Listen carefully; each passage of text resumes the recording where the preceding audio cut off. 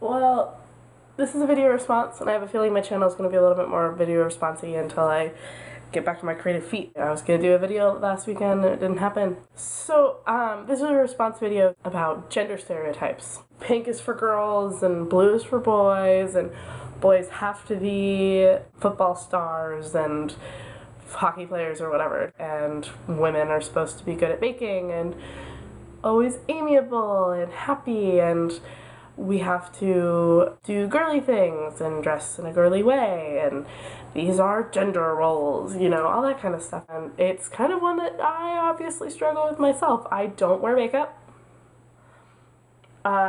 Right now I have pool hair, I apologize, but it's summertime. I don't like wearing dresses, really, except for like once a month, maybe, if that, probably closer to like 3 or 4 times a year.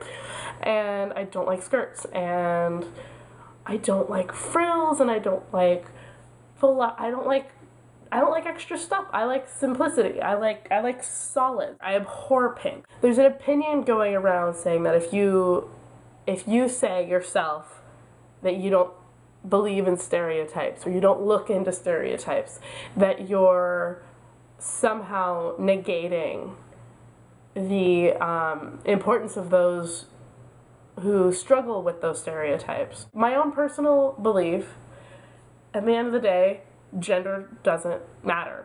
I firmly believe that it should not matter what your gender is. We should be looking for quality of people, but we come in so many different shapes and sizes, and yes, we develop types as we grow up and whatever. This is really scatterbrained. But basically, my opinion gets negated though, because apparently it's a bad thing that I don't think we should acknowledge differences, because I feel like we should just all encompass each other equally. We should be looking for personalities. We should be looking for quality of people, not necessarily about what's between their legs.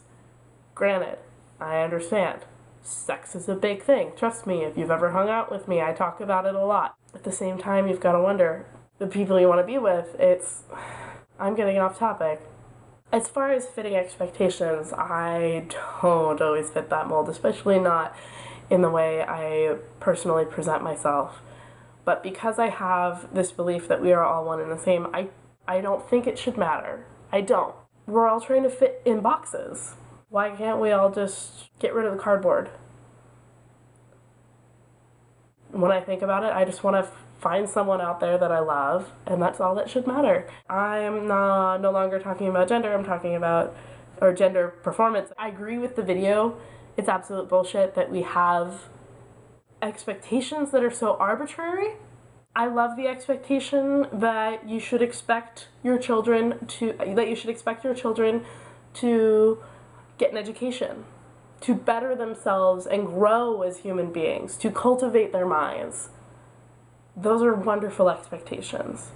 Having an expectation that you have to be feminine in order to gain the right kind of attention from men if you are a woman is bullshit. We're all so different. We are all so different. It shouldn't be a factor. You should be who you are, because then that way you'll find that person you want to be with, or you'll find the friends you want to hang out with, and you'll be much better off. I feel like none of me really fits any sort of mold, which everyone feels like that. We're all individual snowflakes, right? I know what I'm suggesting is that we get rid of this individuality by getting rid of our boxes that stereotype us and put us into little columns that we can articulate cohesively, that in some way we're getting rid of our individuality. Genders are weird. Gender performance is even stranger. I mean, look at it like you've got these... I don't really consider myself very much of a girl, like a girly girl. I would much prefer to wear just jeans and a t-shirt. Very blank, very neutral. Everything I wear, I really would prefer to be neutral. For me personally, as far as not fitting into stereotypical molds, is that I don't really like feminine nor masculine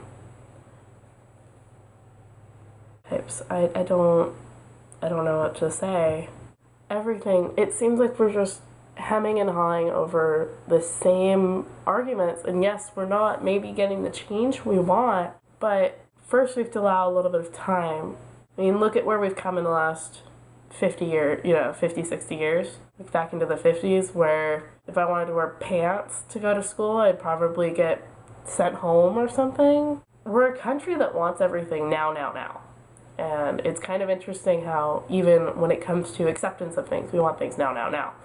Granted, I would like acceptance of gays, lesbian, trans individuals, etc.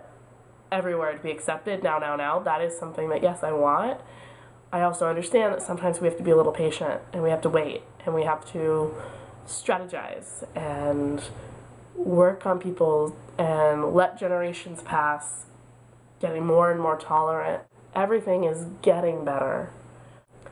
I think societally speaking, we still have a very firm gender lines in gender performance, in expectations. They're very firmly set. At the same time, when you start looking at individuals and you start looking at where we're headed as a society, things are looking up. We complain a lot about there not being enough change, but we need to make sure we pause and realize there has been quite a bit, and we still have a long way to go, but we're getting there. The recycling plants are taking out more cardboard.